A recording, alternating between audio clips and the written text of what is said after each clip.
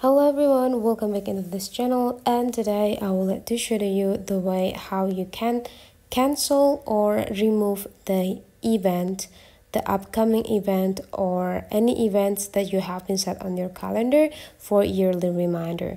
So here you just need to open your calendar on your phone, type into the app library a calendar, and then you just need to tap it to open it. Right after that, you just need to find the date that you place or adjusting the event. So let's say I'm adjusting the event here. The next thing you need to do is just go find the events that you want to delete.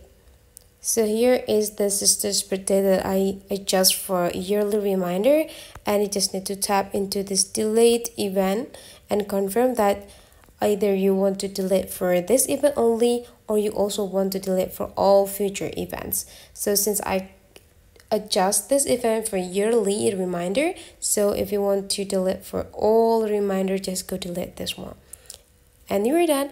Now those events is just disappeared from your calendar dates. So that's for today's tutorial, guys. If you're still curious about other tutorials of iPhone, you can just type into the comment section and we will adjust it for you. Don't forget to click the thumbs up button and turn on the notification for upcoming videos. Let's meet again into other tutorial.